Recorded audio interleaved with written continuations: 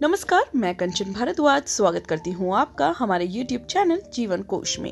दोस्तों, oral hygiene का ध्यान अगर बचपन से ही रखा जाए तो बच्चों में बड़े होकर सेंसिटिविटी, पायरिया, कैविटी जैसी समस्याएं ना के बराबर होती हैं।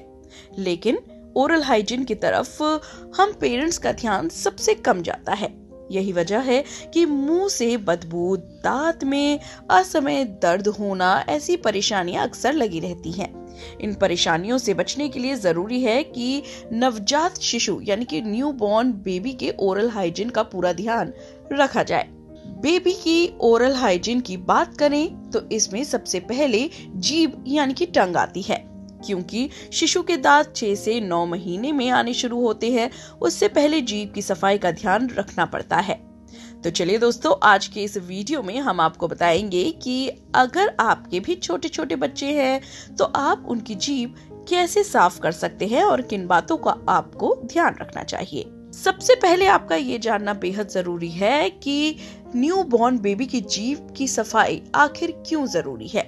देखिए, शिशु खुद से ब्रश तो नहीं कर सकते। ऐसे में माता पिता को उनके ओरल हाइजीन का ध्यान रखना पड़ता है।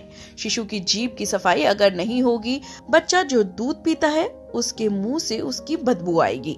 ज्यादा समय जीभ साफ नहीं करने से शिशु की जीभ पर सफेद कोटिंग दिखाई देने लगती है। साथ ही जीभ साफ ना करने से ओरल इन्फेक्शन और मसूड़ों से जुड़ी बीमारियों का खतरा भविष्य में बढ़ जाता है।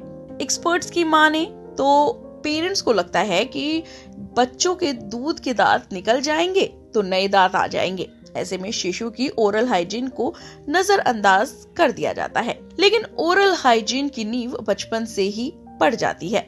शिशु के मुंह में इन्फेक्शन, मुंह से बदबू आना और मसूड़ों की परेशानी ना बढ़े, उसके लिए जीभ साफ करनी बेहद जरूरी है। तो चलिए अब आपको बताते हैं कि शिशु की जीभ आप कैसे साफ कर सकते हैं। नए पेरेंट्स को अक्सर शिशु की जीभ साफ करने में दिक्कत होती है। बेबीज की जीभ साफ करने के लिए सबसे पहले अपने हाथों को आपको साबुन से अच्छे से धोना है। ध्यान रहे, आपके नेल्स यानी कि नाखून बिल्कुल भी बड़े नहीं होने चाहिए। एक कॉटन का साफ कपड़ा लेना है, उसे पानी में भिगोकर अपनी उंगली में लपेट लेना है। इस कपड़े से शिशु की जीभ आप साफ कर सकते हैं। अपनी उंगली को जीभ पर रब करना है। जीभ पर उंगली को गोल गोल घुमाएं। गीले कपड़े को पानी में डुबोकर 1 से 2 बार जीभ साफ करें। दिन में 1 बार जीभ साफ करना बेहद जरूरी है। शिशु की जीभ साफ करने के लिए फिंगर टूथब्रश या टंग क्लीनर डॉक्टर की सलाह से आप ले सकते हैं।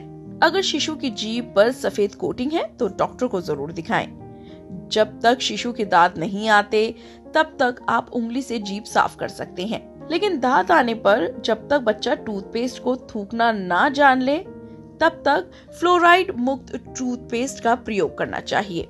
टूथपेस्ट का प्रयोग डॉक्टर की सलाह पर ही करें। अब आपको ये बताते हैं कि जीभ की सफाई करते समय आपको क्या क्या बातें ध्यान रखनी है। शिशु की जीभ दिन में कम से कम 1 बार जरूर साफ करें। जीभ साफ करते समय ध्यान रहे कि कॉटन का जो कपड़ा है वो साफ हो। साथ ही आपके हाथ के नाखून भी कटे हुए हों। जब भी आप शिशु की जीभ साफ करें तो उसे बातों में लगाएं, ताकि बच्चा जीभ साफ करते समय रोए नहीं। खेल खेल में जीभ साफ करा ले। जिस कपड़े से बच्चे की जीभ साफ कर रहे हैं उस एक ही कपड़े से बार बार जीभ साफ ना करें। कपड़ा बदलते रहें। शिशु की जीभ साफ करने के बाद अपने हाथ साबुन से जरूर धोएं। शिशु को हेल्दी ओरल हाइजीन के लिए शिशु की सही डाइट का ध्यान रखें। एक सही डाइट शिशु के दांत और मसूड़ों के लिए बहुत जरूरी है। शिशु की जीभ की सफाई ना करने से उसे बैक्टीरियल इन्फेक्शन से लेकर मुंह में बदबू और मसूड़ों की कमजोरी की समस्या हो सकती है। कई बार सफेद कोटिंग भी होने लगती है।